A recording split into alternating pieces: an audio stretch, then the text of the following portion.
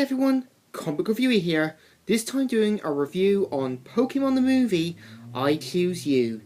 Now, Pokemon the movie, I Choose You is basically retelling Ash's story, but setting it in a different universe. Now, the premise of the movie is about Ash Ketchum, who turns 10. After receiving his first star Pokemon, which was Pikachu, he goes on a quest and journey to battle gym leaders and other things.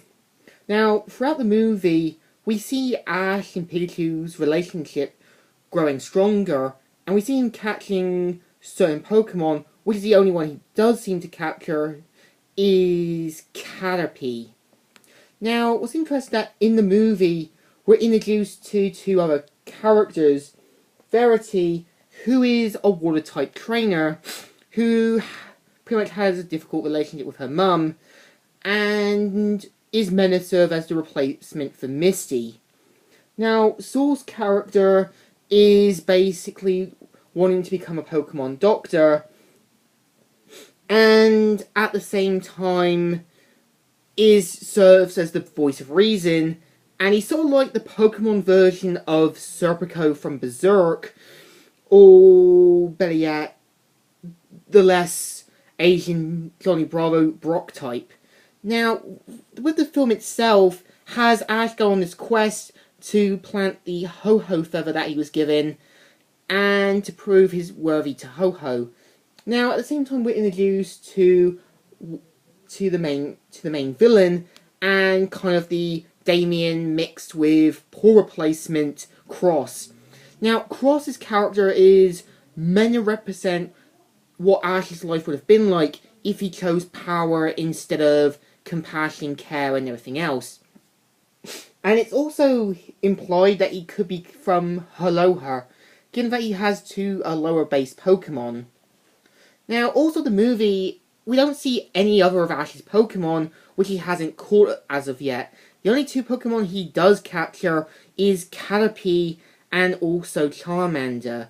And we hardly see any reaction to them when they evolve, and they seem to evolve more quickly than they should. I feel like there could have been more moments built up with them, where we could have seen how they would have reacted, what would have been, and seen how they would have reacted to each other. I feel like they missed good moments where they could have done something. Now, with Team Rocket's role in the film, they're basically the comedy relief, and they're just there to say, yeah, in this continuity, Team Rocket will keep following Ash. And Ash and the others don't notice them, and they always get either thrown off into space or so on. Now, I actually do admit, the movie's plot is interesting. It's basically Ash learning to become a better Pokemon trainer, and at the same time, he's learning to accept his role, and so on. Now, also, what I would have liked to have seen is seeing Veronica Tyler returning to voice Ash. I mean, it would have been a nice way to say, yeah, this is Ash Ketchum, but we bring back the original voice.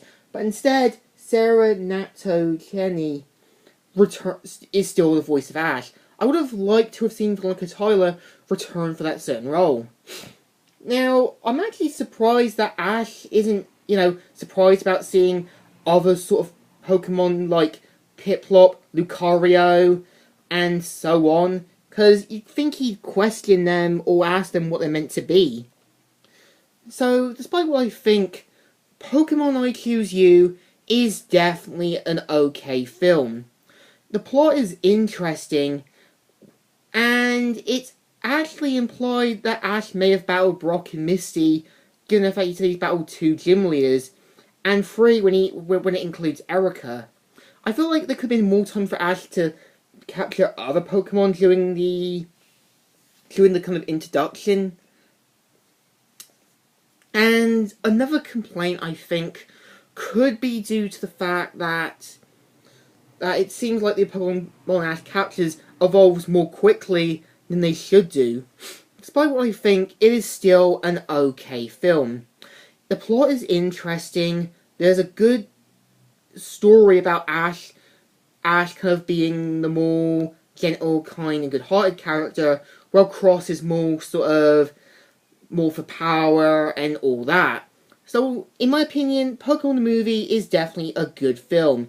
It's not bad as what people say, and I know awful movies kind of downgrade it, but again, it's supposed to be a new continuity of films. And I think this could be the reason why the Sun and Moon anime hasn't got a kind of movie tie-in and stuff. So, in my opinion, it is definitely a good film. So I give it a thumbs up. Still good and still alright. So, Comic Reviewer here, signing out.